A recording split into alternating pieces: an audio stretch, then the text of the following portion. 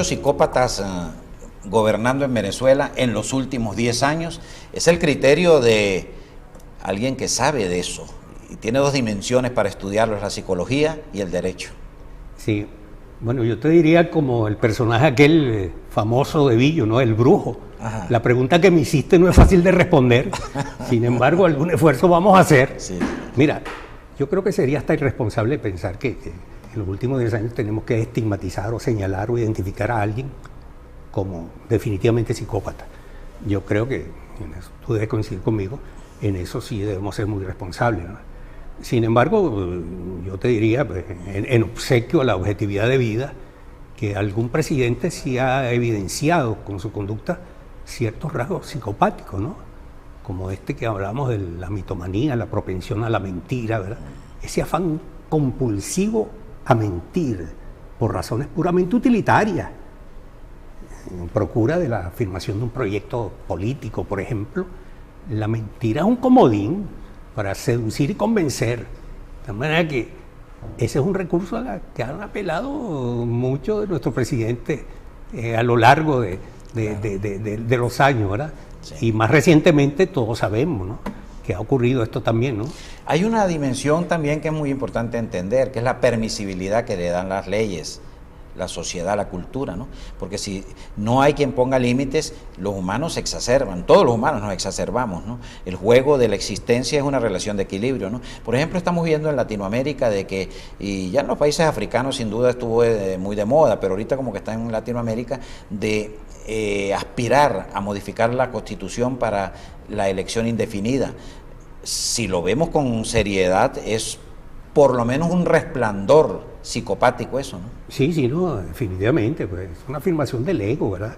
Y una permanencia y una continuidad de lo que es ese afán, digamos, de notoriedad que tiene también el psicópata, ¿no? De tal manera que, mira, este tipo de personaje es realmente seductor para el estudio psiquiátrico y psicológico y criminológico también, ¿verdad? Claro, claro.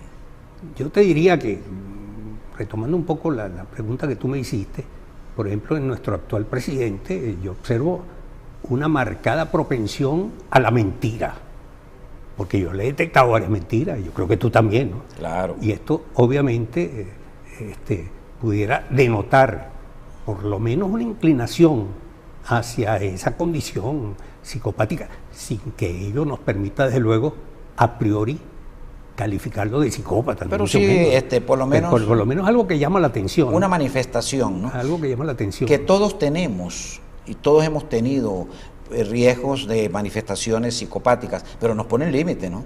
Nuestra sociedad, nuestra familia, nuestra cultura, nuestro gremio, nuestras instituciones, algo de límite, ¿no? Sí. Porque es peligroso también esa expresión así muy acomodaticia, cuando se hablan de estos temas. No, pero todo el mundo es mentiroso, todo el mundo roba, todo el mundo es transgresor. Es muy riesgoso vivir en una dimensión cultural así, porque si no se nos va al infierno el país, ¿no? No, sí, definitivamente, pero cuando la mentira se exacerba y adquiere esa dimensión patológica, ya desde luego reclama una mayor atención en cuanto a un eventual diagnóstico y un eventual pronóstico de cuál será su conducta en el futuro. Sí, sí, sí. Mi querido doctor, había una expresión muy interesante de un psiquiatra alemán. Él decía, el psicópata es el ser que sufre y hace sufrir. ¿Usted cree que nuestros psicópatas más cercanos o con rasgos de conductas psicopáticas, ellos sufren?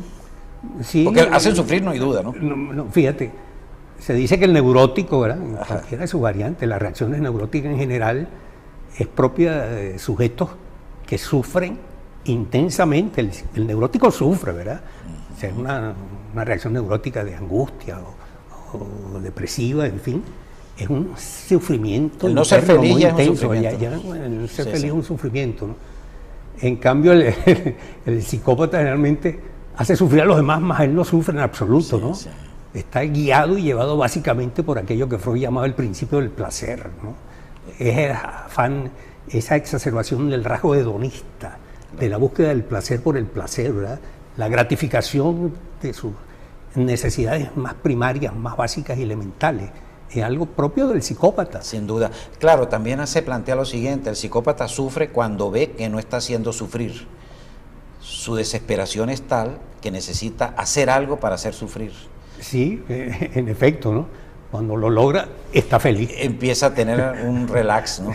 Es su éxtasis, ¿no? Sí. Lo que para otros es la lectura, la música, el bien común, el respeto. Sí, sí. Para estos individuos es buscar la opción de engañar, por ejemplo, o de sentirse poderosos, ¿no? Sí, sí, en efecto, ¿verdad?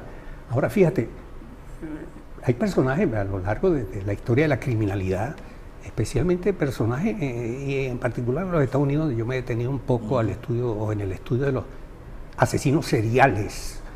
El otro día estaba viendo en la prensa que aparentemente va a salir en libertad Charles Manson. Ah, sí, Manson. Manson, bueno, el autor de la masacre allá en Texas, ¿verdad? Sí. Y la muerte de Sharon Tate, una mujer embarazada de meses, ¿verdad?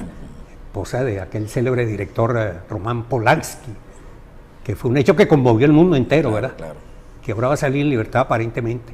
Sí, y desde el punto de vista criminológico es muy interesante porque la responsabilidad del psicópata está en una especie de limbo de indefinición, porque él está consciente de lo que hace, a diferencia del psicótico, que pierde el contacto con la realidad, ¿no? Claro, y hay una fuerza superior, que es la fuerza de que su ego se alimente de dañar a los demás, ¿no? Exactamente. Qué interesante. Mi querido doctor, nos queda una inmensidad de comentarios, temas y encuentros. Qué grato y maravilloso que haya estado acá con nosotros en Mentes. Y reitero, muchísimas gracias por tu invitación. Gracias.